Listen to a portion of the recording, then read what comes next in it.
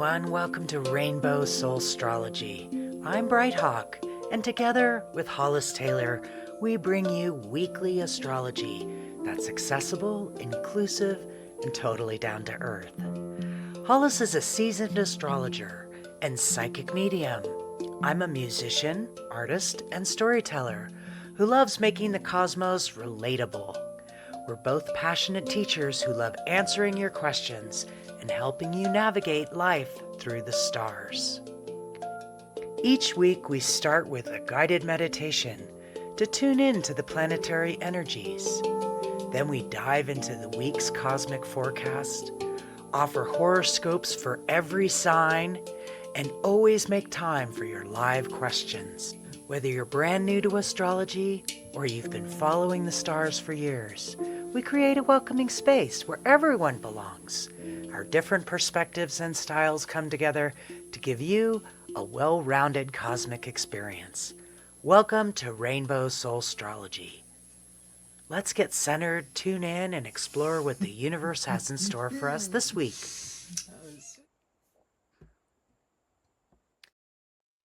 Hello. Hey everyone, welcome to Rainbow Soul. Glad you're tuning in this week. I hope you're ready for what's to come.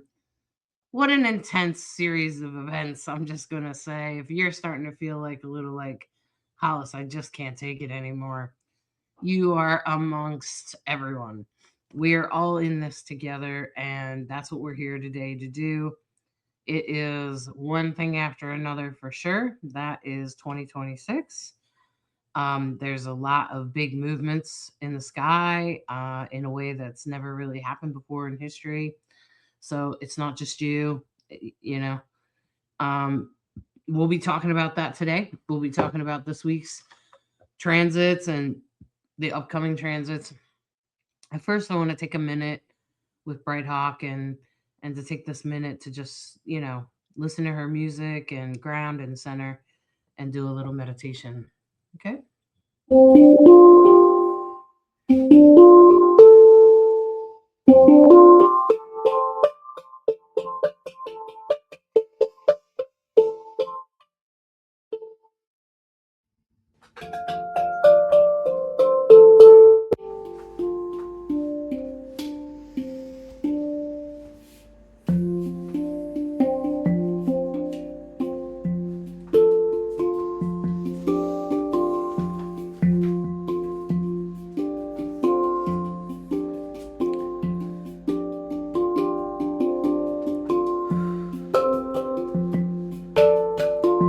I invite you to take this moment to take a nice deep breath, blow it out, just let it all go.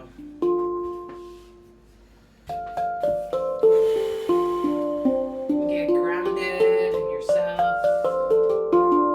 and in this moment.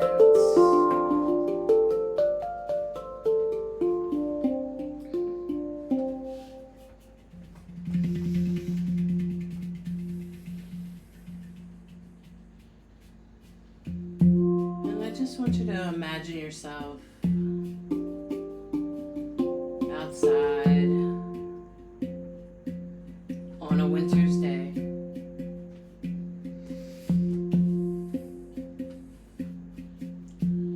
With the snow on the ground. The snow appears to be melting. It's just a little bit warmer than it's been.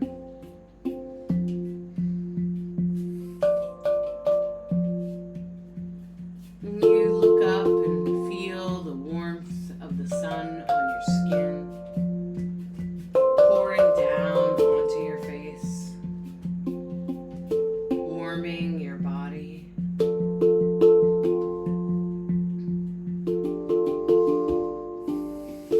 And in that moment,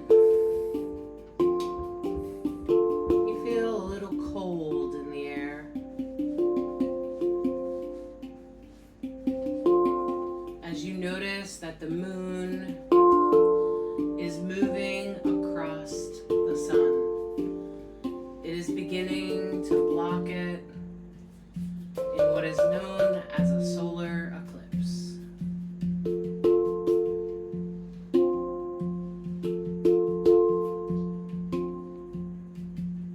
As the sun hangs there and the moon moves across it,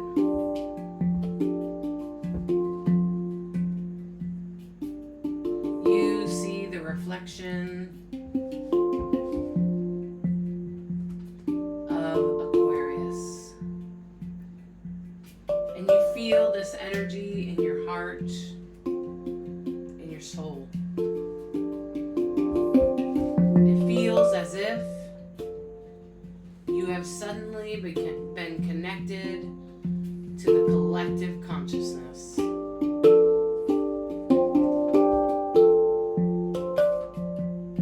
That suddenly all of us are connected. Every single one of us.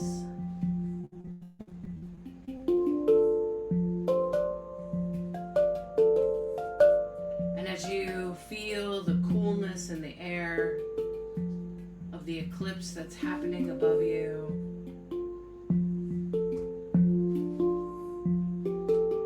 you are reminded of the collective consciousness of Aquarius.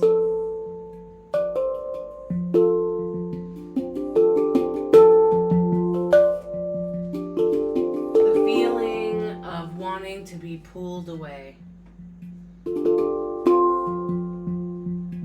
The feeling of wanting to step aside.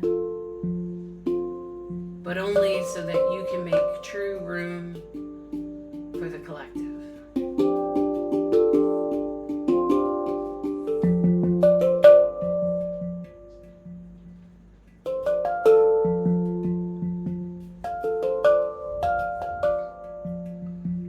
And you recognize that this is the beginning of a cycle.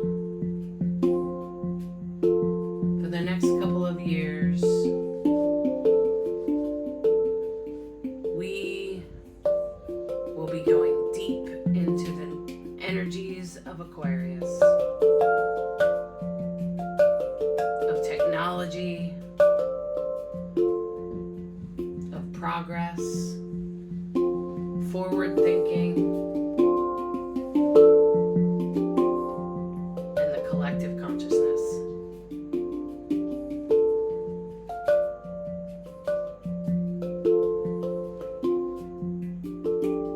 Of new medicines,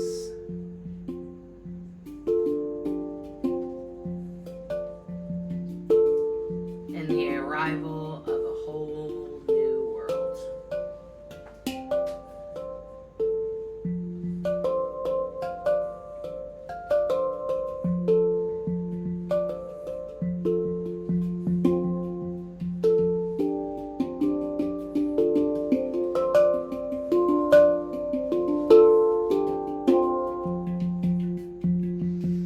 May progress lead you to the light.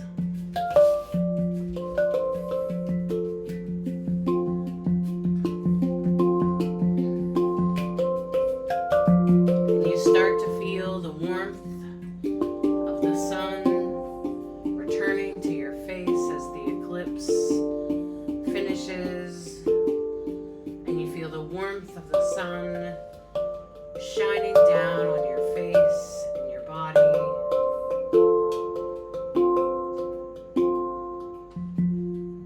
And you come back to the here and now, wiggling your toes and coming back to the present moment.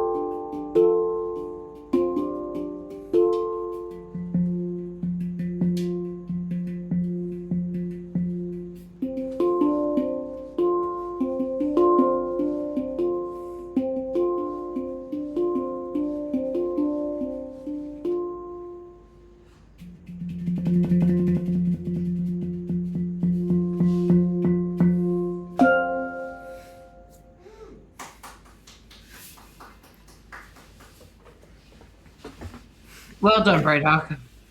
Thank you.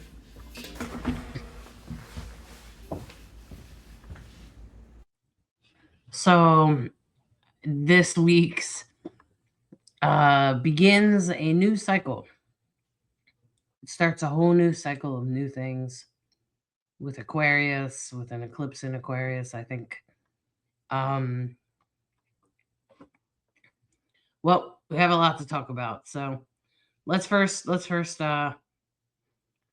you have a good look at what's coming up this year.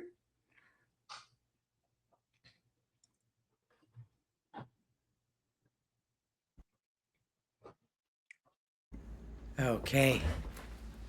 I just wanted to make sure that sometimes it helps in astrology to have the big picture. Sometimes it helps to have the what does it mean to me very specifically as it relates to your chart. And sometimes it's great to look at astrology in terms of where is the world at? What are we all going through? What is this larger unfolding cycle that we're all a part of, right? And so every year, of course, we have two eclipses, two cycles of eclipses. And before the last two, or I guess you could say four, I'd have to look it up. But at any rate, the last several years, the eclipses have been in Virgo and Pisces. The South Node is in Virgo, and the North Node was in Pisces. Now, the nodes are moving, and this node happens, the nodes are still in those placements until the nodes move into Aquarius and Leo in July this year. So this is the last eclipse cycle that will happen with Pisces and Virgo. So this eclipse, the sun is going to be at the very end of Aquarius, 28 degrees. Of course, it's a new moon. And of course, eclipses last for a period of time. This particular eclipse cycle is nowhere visible in North America. I think you have to be in Antarctica to see it. Most for the east coast of North America, it'll be approximately 4 hours in the morning of the 17th from 5 a.m. to 9:30 a.m. Also going on this month, we have already entered what we call the Mercury retrograde shadow period, when Mercury went past Mercury passed over Pisces at 8 degrees. It's going to get to 22 degrees, and then it's going to go retrograde February 26th to March 20th. But really, it's the period where Mercury is traveling between Pisces 22 and 8. So if you have placements in Pisces between those degrees, this Mercury will be right on your placements. And of course, when we talk about Mercury retrograde, the signs that feel it the most intensely are the signs, number one, that it's in, this time Pisces, and number two, the folks that are in Mercury ruled signs. So, for example, Mercury rules Gemini and it rules Virgo. So if you have Sun, Moon, or most especially the rising sign in these signs, you will feel this particular one, yeah? And so that's why we'd like to give people a good clue about it. Now, of course, lots of folks, myself included, are born with Mercury retrograde. So for us, it's sort of a return to status quo. For us, it shouldn't be such a big deal. But what I notice, and honest to goodness, we noticed it on February 11th, there were a number of little things that we started to notice, little hiccups in our plans that felt very Mercury retrograde. And it was like, oh, it's beginning. Because Hollis and I both have big Virgo placements, Hollis's sun and my rising. So everyone will feel a Mercury retrograde, most especially when it's the beginning and the end. This is when everybody sort of feels the collective speed bump we hit in the road.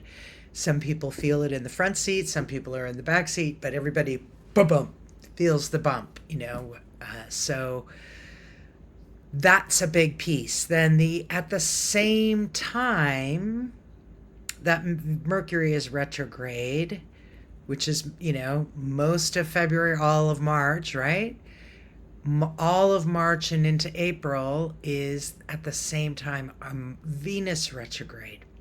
And this Venus retrograde will be between Aries and Pisces. So again, if you have placements at the end of Pisces, 10 degrees, at the beginning of Pisces, because it'll go 10 degrees, it'll go back over the first 10 degrees of Aries, and then it'll go backwards into Pisces, dip back into Pisces at 24 degrees, and then come back. So if you have anything in those placements, you will feel this Venus retrograde. Venus retrograde is when Venus goes retrograde. So Mercury retrograde, a lot of people know, Mercury rules communication. It's really important that you back up your computer. If your car needs servicing, get it serviced now. If there's things that that must be taken care of or could break if you don't take care of them now. That feeling of breakdowns and having to redo things, that's part of what happens in a retrograde. So that's why we talk about it. That's why we try to warn you, let you know what's coming up. With the Venus retrograde, and again, Venus rules the sign of Taurus and Libra. So if you have those signs, you're going to be well aware of a Venus retrograde. Now, when we see Venus retrograde in a natal chart, usually there is a challenge that's happened in the early part of life that can be very formative. It's the kind of stuff that's not easy. It's the kind of thing that shapes you, and it's the kind of thing that, because it wasn't easy, it made you grow, forced you to become strong and resilient, or at least that was a choice, potentially. And Venus retrogrades can struggle with self-worth, self-sabotage, doesn't find change easy. Libra and Taurus are, well, Taurus most especially, I think of as a sign that just doesn't like to change. But I also know Taurus, a great thing about Taurus is once they do decide, get out of the bull's way, because it's as good as done.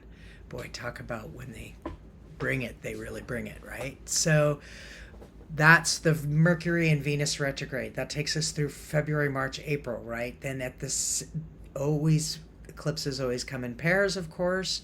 2 weeks after the solar eclipse, we have a lunar eclipse, March 3rd. And this time it'll be in Virgo. The last time it'll be in Virgo.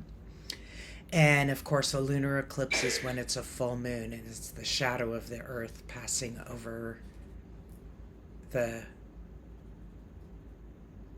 moon. Right, yeah. I always used to screw that up, but I think I just said it right. Okay, and then, so that's big. Everyone will feel that for sure. And so, of course, we look at eclipse energy. We'll talk about it some more. Eclipses are revealing, right? When you think about eclipse of the sun, I think about how there's something you haven't seen, and then there's like this magic that happens, and then all of a sudden you see something you didn't see before, and you're like, well, wait a second. So take your time. Take your time. During a solar eclipse, take time to look at what needs to be looked at. Then, as if that wasn't enough, we have this year is characterized by the bigger outer planets all moving signs. So we've experienced Neptune moving out of Pisces into Aries. We've experienced Saturn moving out of Pisces into Aries. Now in March, we are going to, in April, we're going to experience Uranus moving out of Gemini. Uranus moving out of Taurus into Gemini. Jupiter will be entering Leo, leaving Cancer, and the nodes will move, which I mentioned earlier. And then again, we have another eclipse cycle happening in August. So, take a breath. A lot's happening, and a lot's going to happen, and a lot is on. There's just so much in the well of potential energy, and I don't feel comfortable making absolutely any predictions. All I can tell you is there's a lot of intensity. Things will happen. I don't know what will happen. I don't think any of us do. Brick Levine has been saying that for a really long time. Like, if anyone thinks they know what they're talking, like what's going to happen, they're full of it, because it's all about the potential field. So let's break this down a little bit. Let's talk about the week, and see how it's going to unfold, especially with the eclipse. Anything you want to add? I was just going to say, I think the nature of Uranus is that it's hard to make predictions because that's the whole nature of it, is that it's a surprise. So, but you can try to guess what area of your life it might be in by what house it's in. Um, I will say that it doesn't usually happen like on the day. Like it happens like sometime during this transition. So, like, that's a long time. That's like years. And numerous things can happen. So like if it's transiting a house that has to do, let's just say, with relationships, you'll probably have numerous surprises around relationships. Okay. So that's what you can know. And that'll be it, right? If it's in your day-to-day life and your work, that's probably where it will land. But it's not going to be on the day of that, the day Uranus moves into Gemini. It's going to be for those years afterwards. And anytime it intensifies, in other words, anytime it is in an aspect with something else, that's these bigger planets. That's how they work, like Saturn and Neptune right now. Like, well, if you had a placement at 0 degrees Aries, you felt Saturn move in. I know numerous people that had a placement. Even I just have an asteroid there, and I felt it. Um, but depending on what placement you might have there, would probably, change what you feel, if anything. If you don't have anything at 0 degrees Aries, you probably haven't quite felt it yet, you know? So that's the other thing you have to recognize, is that it depends on if you have any planets there or not and what degree they're at. Okay. That's why we tell you the degree, so that you can look at your own chart and be like, oh, okay, right? Okay. So I think this Bright Hawk, I think the eclipse doesn't happen until Tuesday, right? So Monday. But like I know somebody that has some placements of that they see me over in the last few days. They had a placement at 17 degrees Aquarius. And they felt it. They had a grumpy day all day while Mars was on top of it. And they were like, Hollis, I know there's something going on. And I'm like, yeah, you damn right. Mars is transiting, your north node up there in Aquarius. So, you just have to. So when that happens, just be aware that there's probably some transit going on like that. And it was just Mars transiting her north node in Aquarius. I find Mars in particular, and Mars is on my ascendant. When Mars passes over major placements, it is an uncomfortable day. It is like, do not give me a reason to bite your head off kind of day. It's not comfortable. So, blessings to whoever is struggling on a Mars transit. It's not easy. You can do it, and always remember, and that's another beautiful, beautiful thing about astrology. Blessed be, this too shall pass. Every moment is followed. So when it's challenging, breathe, do good self-care. Remember, you're never alone. We're all in this together. Whatever's meant to happen will happen. You don't have to worry about it. So when we start Monday, it's definitely a dark moon because, of course, we have the new moon on Tuesday. And the moon is going to be conjuncting Mars at 19 degrees in Aquarius. So if you have placements right there, if you're a 19-degree Aquarian, could be a little bit uncomfortable. Uh, and we also have, and we've had for weeks now, so I think this actually lasts for the better part of the month, is that Uranus square the sun at 27 degrees. And on Monday, it's 27 degrees exact. So that surprise a minute factor Uranus brings, that revolutionary factor that Uranus brings in conversation, in a square conversation, which is a challenge. It means it's a challenge. The sun is answering to Uranus in that square. And this is when I get a little nervous, to tell you the truth, because this is everybody. We're all in this together. It's a lot of energy and a lot of revolutionary energy, period, full stop. You have Saturn and Neptune sitting at 0 degrees Aries, the planet of war. Yeah. So, the energy of 2026 is really intense, and it feels like you're, wow, the image I just got was a pregnancy that's getting more and more full. And at some point, something will be birthed, but I don't know what it is yet. So, yeah, kind of intense.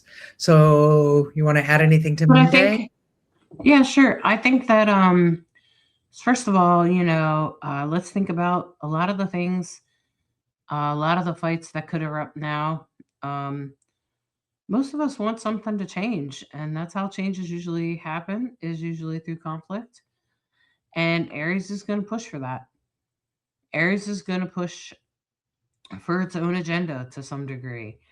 And what that agenda is, well, that will depend a lot. And I think the fact that the North Node is in Pisces right now speaks, Pisces is ruled by Neptune, and kind of speaks to our collective agenda.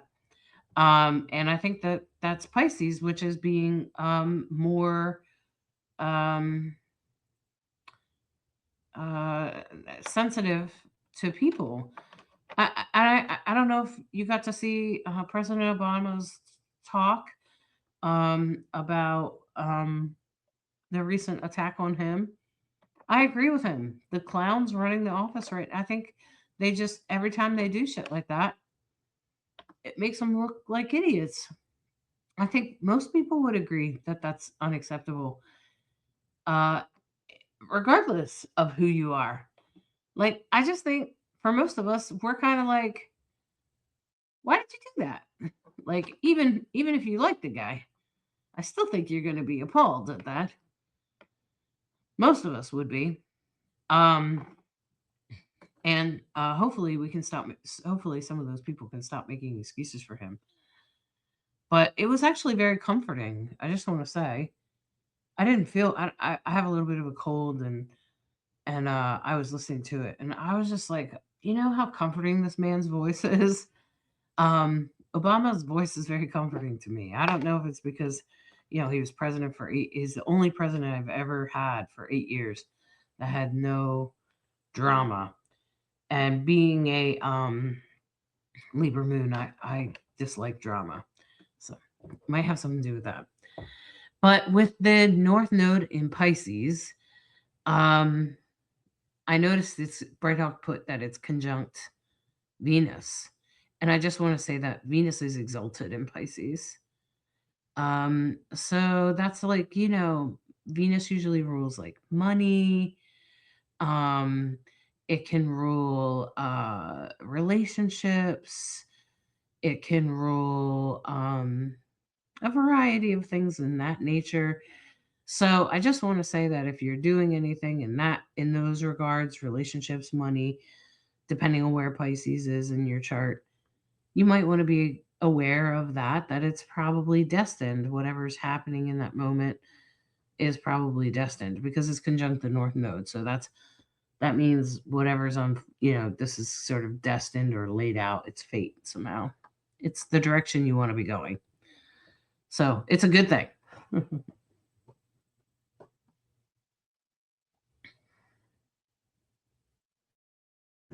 There we go. So the headline of the week, month, whatever you want to say, is the solar eclipse on Tuesday for sure. So feel like I've talked a lot about it already, but it's worth noting, worth paying attention to, particularly Tuesday morning. Like I said, if there's something that you feel urgency around, take a breath.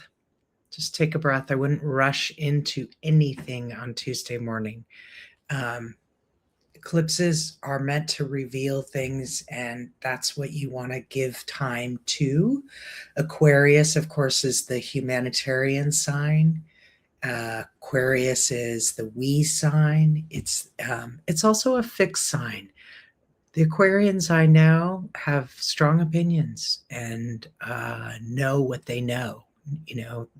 Sometimes Pisces, you're not clear on where do you stand on this because they're so watery, right?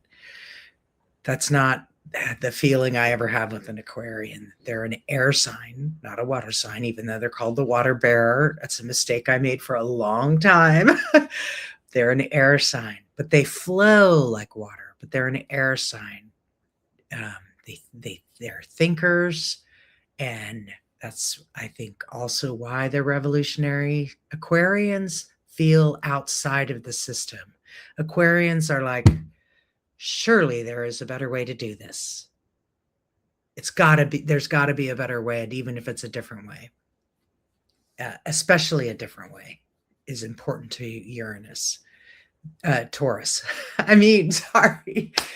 Aquarius ruled by Uranus, right? Opposite in energy wise from fixed energy of Taurus, which is an earth sign, which will get very dug in, right? Aquarians know what they know, and that is that.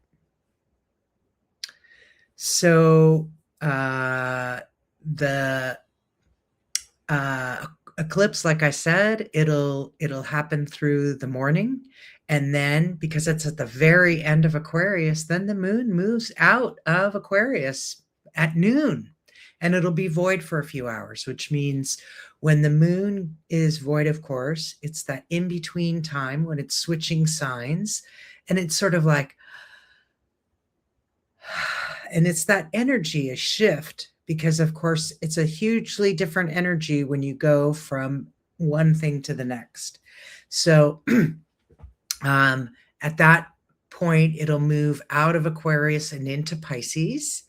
And of course, Pisces is ruled by Neptune. So the moon is answering to Neptune, which of course is sitting at 0 on the world point at Aries, 0 Aries. So that's the conversation happening in the sky. You want to? So I would say, so I was looking at that eclipse at 28 degrees in almost a perfect square with Uranus, which is of course the ruling planet of Aquarius and Taurus.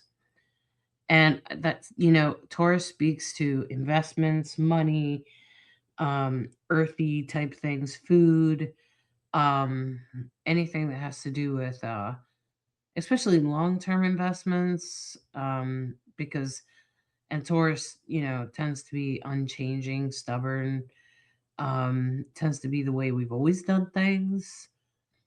It's in a square to Aquarius. So it means that you could have a surprise that maybe things are done a little bit differently. especially because Taurus doesn't really like when you do things that are like not the way we've always done it. And then if we do it a little differently, that's going to be Aquarian, right? And Uranus is involved here. So I wouldn't be surprised if something happens with your life in regards to those two placements, um, especially with Aquarius. The eclipse there, it could be something that you never even imagined. That's why it's Aquarian, right? Because it's something you've never imagined. It's eclipse. Eclipses are like that anyway. And then it's Aquarian, right? So Aquarius tends to come up with new, progressive, forward ways of doing things. And there could just be a different way of doing it. So stay open, is what I'm going to say. On Tuesday, whatever happens is meant to happen. First of all, it's fated. Stay open and try to trust. You see this as an exercise of trust that the universe is guiding you exactly where you need to be. Maybe you don't know exactly where you're being led or exactly where you're going yet, but you'll know by the time the next eclipse happens in a couple of weeks. So it's just sometimes things get delayed, things get pushed around timing wise, and all we can do is be grateful that the universe has always got your back, is always looking out for you. So listen to your instinct. Don't push, because I find that's when we make mistakes. When we're pushing, when we're heavy handed, when we're like, this is the way I want it and this is the way it's going to be. That's when things get skewed. And that's, when we rush into things, when we push too hard, that's when we make mistakes. That's when the universe can't help us. That's when the universe goes, all right, now see, I tried to set you up and then you went and did that. All right. And so instead, just try to relax and try to let let the planets lead you. I would be interested. I would look, if you want to know where this is going to happen, look and see where late degree Aquarius is in your chart and where Taurus is in your chart. So wherever those things are in your chart, that's where it's going to speak to. Okay. For sure. Thanks for pointing that out, and the conversation that gets to happen around the planets and how it impacts all of us and how it impacts us specifically. Yeah, that's definitely what feels like Tuesday is, just as much as possible. If you can give yourself time to meditate, breathe, just not rush around, not push. Don't push the river. This is definitely, I love it that the thought that when the universe says no, the possibility is I think it's four things. Not right now. No, I've got something better in store for you. Um,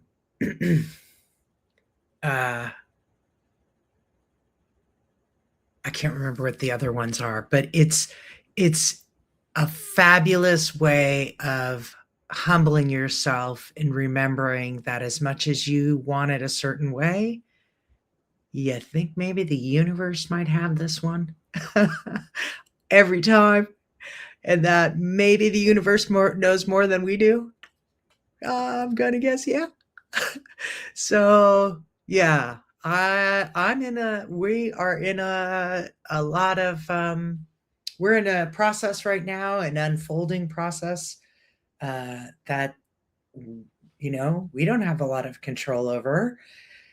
We have a lot of it has a lot of impact on us. Absolutely. We're buying a house and selling a house, and there's it's a process. And so right now it's like, just take your time, work the process, don't push it, don't think you know better, just be in the presence of what's unfolding now and now and now.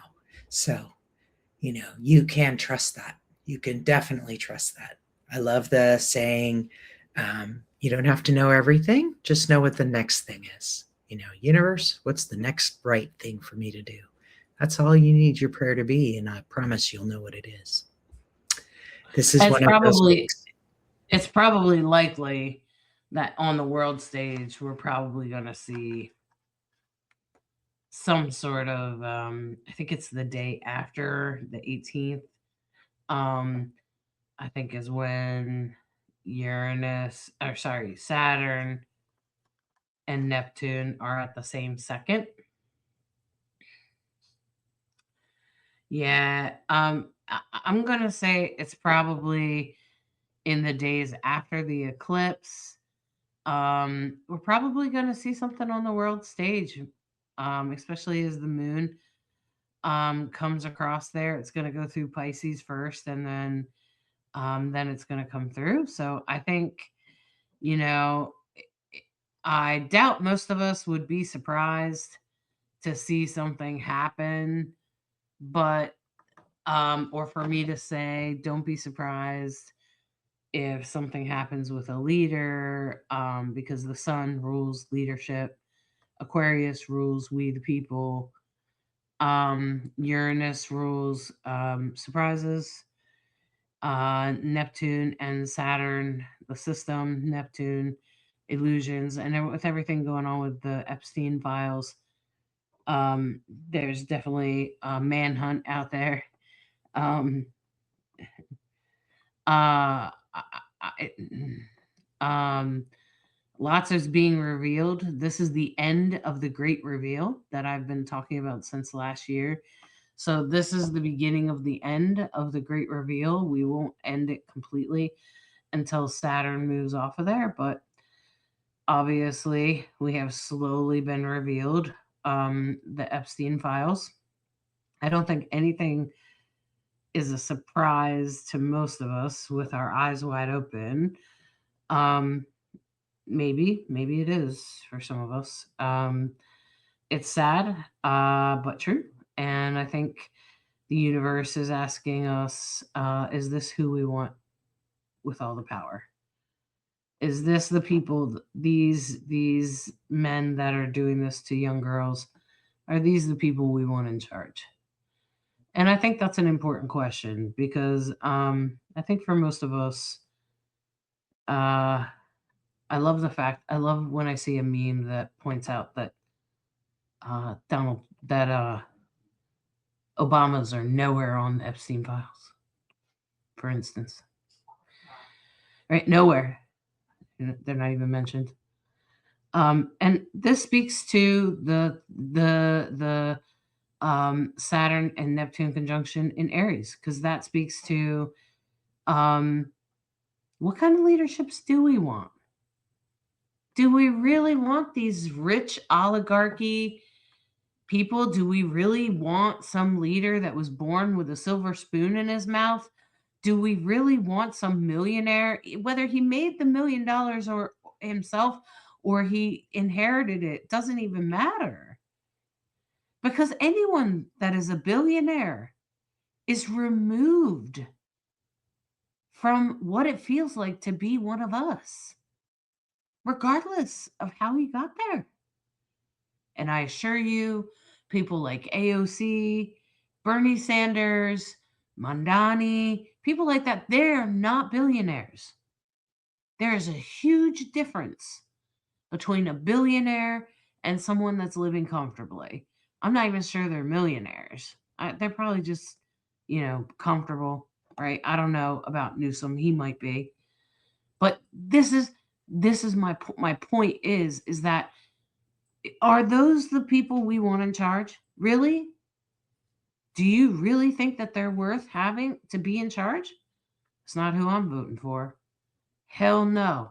I don't care. You think he's a great businessman? It's clear to me that he's also a removed businessman and that he's a jackass and he has no idea what it's like to be poor, what it's like to be on welfare, what it's like to be to be living paycheck to paycheck. Who do you want to represent you in your country? The guy that has a silver spoon in his mouth? or the woman that was a waitress most of her life? Who's going to understand you better? And that, I think, is the biggest question. And I think that's what's coming up right now. And I think that's what the Saturn and Neptune and Aries is revealing. And that's what the Epstein files are all about. Because anyone that was involved with Epstein was a billionaire. They had way too much money and they didn't know what to do with it. So I'm finding this interesting that the North Node and Venus are really tight, and that's all about your relationships.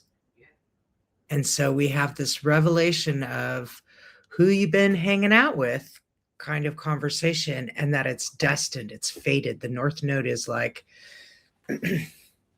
this way, there's no getting away from it. The North Node is literally each of us our North Star in terms of direction and fated energy. So I'm finding it interesting that Venus and the North Node are tight this week, tight during this eclipse, and look at what's getting revealed is these relationships. And wouldn't that also speak to female empowerment, because the Venus is exalted in Pisces? Because Venus is exalted in Pisces. You just said that. That's true. How interesting. And I can't help but still see that, while the parade of that stellium traveling together has gone through Capricorn, then it moved through Aquarius, now it's in Pisces. What's left behind in Aquarius, you still have Mars and you still have Pluto in Aquarius. So this conversation is far from over. This story of revelation is just blossoming.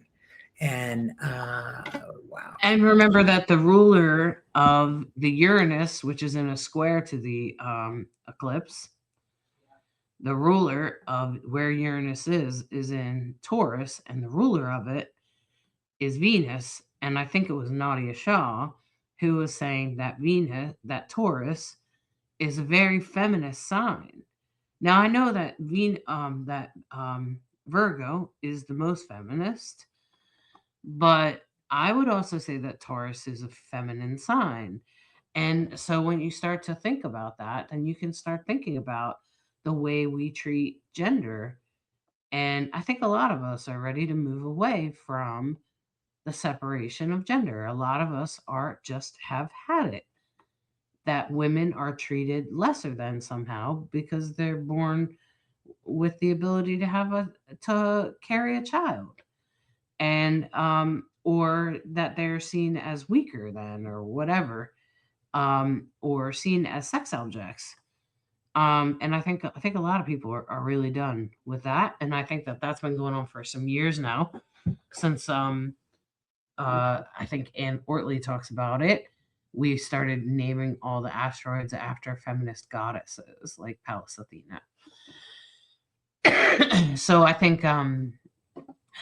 that Uranus and Taurus amplifies that feminist message. Like, is this really how we want our women treated? Half of the population, we want them treated like sex objects? Powerful. Look at that. Astrology is so fascinating. So Thursday, and at this point, happy birthday to all the Pisces, because of course the sun has moved into Pisces right after the eclipse. That happens on Wednesday. Yeah, Wednesday, Pisces has moved, the sun has moved into Pisces. Wednesday night, we begin a void of course moon that lasts all of Thursday. So take note, depending on where you are on the planet. This is Eastern time.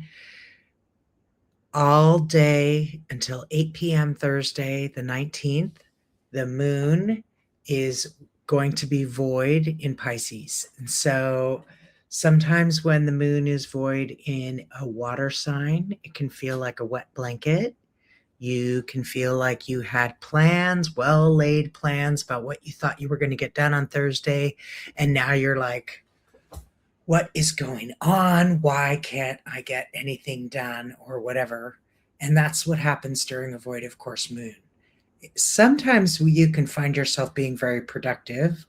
We've experienced that, but I don't usually find it to be true with the water sign. With the water sign void of course moon, there's often the I don't have any energy today. I feel like I'm wearing a wet blanket. Can I just go back to bed? This is just so draggy, So hopefully it won't be that. I love to know. Taking a survey at all times. Let us know what the void of course moon feels like for you on Thursday. If it ends up being a well, gosh, I'd be very surprised if it was a very energized day, but do let me know. Sometimes folks have said, and I have found this to be true, that during a void of course moon, because the moon is weaker, because there's less dramatic energy, that you think clearer because there's not all this emotionality running around. There's just okay, I need to do this, and then I need to do that. Voids are a great time to take it easy, do good self-care, do whatever your yoga practice, Tai Chi, whatever it is that you do your practices, take good care of yourself. Thursday is a void all day. Let me know how it goes for you. I would really love to know. It would really make my day if you help me understand. Is a void of course moon feel like a wet blanket for you too? Let me know. It's in a sextile to Uranus that day. So yeah.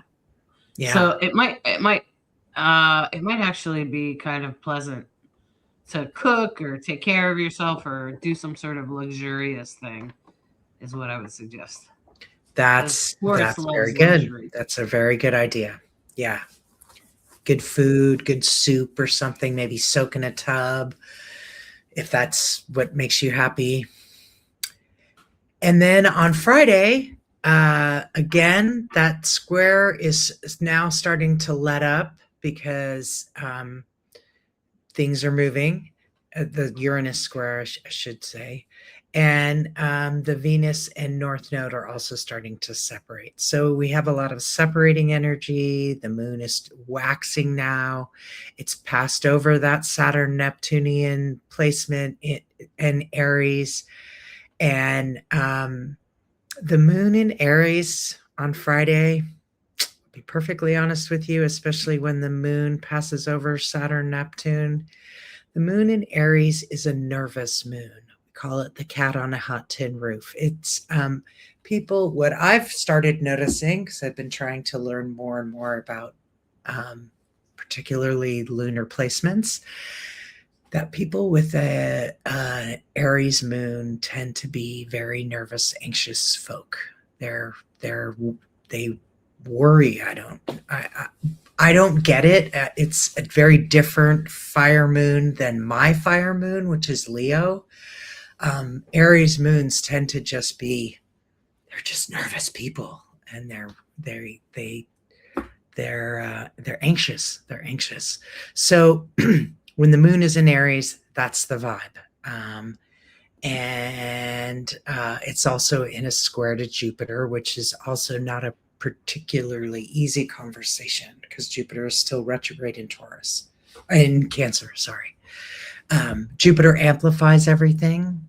So when it's retrograde, it's not going to amplify it as much. It's going to question what retrogrades are always about: review, question, looking at things. So that's part of that conversation is that's going on there. You want to add anything about Friday? No, I don't think so. Okay, so going into Saturday. Sunday's going to be a little quieter. Sorry, you'll have to take yourself off mute. I was saying that I think Saturday and Sunday are a little bit quieter. They look like we just got some trines and some sextiles going on. Looks like a little bit quieter, smoother weekend, February 20th and 21st. Yeah, we have a 12-hour void moon on Saturday from 11 to 11, basically. I had to put it in. I usually round it to nearest quarter hour, but it said it was happening at 11:11, and I love that number. So it's an angel number, kind of means that oneness and you're on track with the universe, so to speak.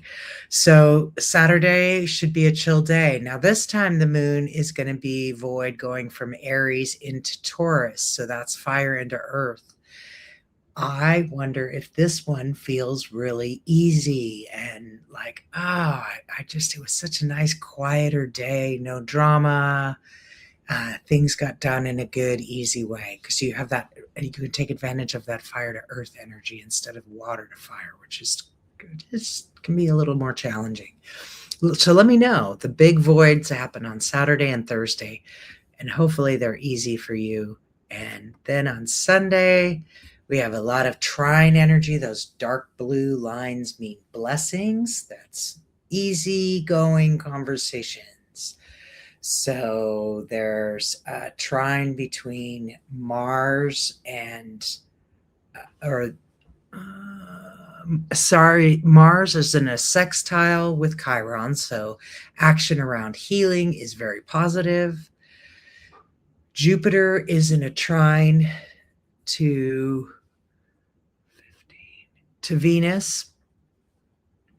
Also very healing. Relationship conversations could be easier. And then the south node in a trine to the moon. So that's lovely. So, some really nice energy actually on Sunday. So there you have it, the week. Take it easy on Tuesday with the eclipse. Thursday's a void of course moon all day. Let us know how it goes. Saturday's a void of course all day. Let us know how it goes. One's water, one's fire into earth. So that should be easier. And, hopefully for you, it's a great week. You learn what you need to learn. You see what you need to see. And we wish you all the very best with Eclipse Week. And now Hollis is going to shuffle the cards. We use a deck called the Love is Love deck, which is an LGBTQ deck that each card is done by a different LGBTQ artist. I love that. And I love how the tarot and the astrology always reflect each other and help point out themes, because with astrology, it's never one thing, this, therefore that. It's always a theme. There's always multiple things that point to, see, there it is again. And what I find is the tarot does the same thing in a beautiful way that kind of helps round out the story and go, oh, okay, so now I see how it's supposed to unfold. That's so cool. You ready? Yes. Oh, sorry.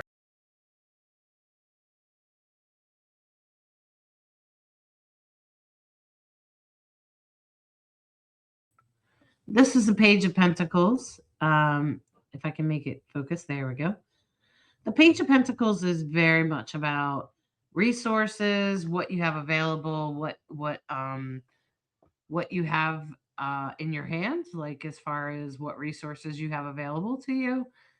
And this is a reminder about the resources that you had available to you in the past. So, what resources have you had available to you? And this is speaking about your overall journey and how that journey can be, and how that can really speak to what's happened in what's happening right now.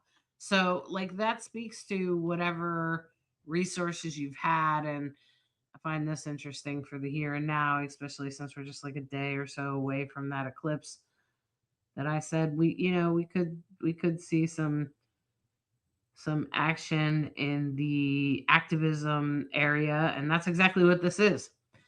It's the Five of Wands. This is about the intention. This is about activism. This is about fighting. This is about conflict, right? This is about all those kinds of things that speak to that sort of energy. And going forward, this is how we all come together. So I think this reading altogether is a reminder of remember what we've had in the past and how we've held our resources and we've used our resources for good things. And as we go forward, remember that sometimes you have to push back on things because that's what's important. And you have to stand on your values and what's important because that will be really important so that we can all come together in the future. Because truly, in the end, that's what's most important is that in the end, we all come together in a good way.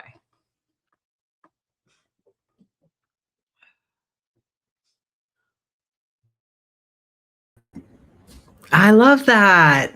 It is the most important thing. And I feel like that is actually what is starting to happen. People have said enough with the division. We are one race, that is the human race. Let us remember our humanity and treat each other with kindness and respect at the very least. I don't really care what you believe. I care that we're human beings together, living on a planet that needs us to behave in a good way. So I hope you have a great week. Thanks for listening to Rainbow Soulstrology, where we try to be a bridge between you and the stars. Thanks. And thanks for sharing and liking. It really makes a great difference. Have a great week, everybody. Bye-bye. Thanks so much for spending time with us this week. We hope you're feeling more connected to the cosmic energies and ready to work with them in your daily life. If you enjoyed today's show, please hit the subscribe button. It really helps us reach more people who could use some cosmic guidance. And don't forget to share this episode with anyone who might need to hear it.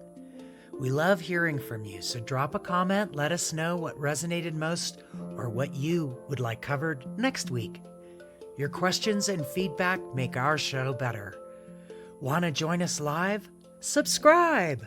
And catch us on Facebook and YouTube, where you can ask questions in real time and be part of our cosmic community as it happens. Until next week, trust your intuition, follow your inner wisdom, and remember, the stars are always supporting your journey. Thanks for listening to Rainbow Soulstrology, where we try to be a bridge between you and the stars.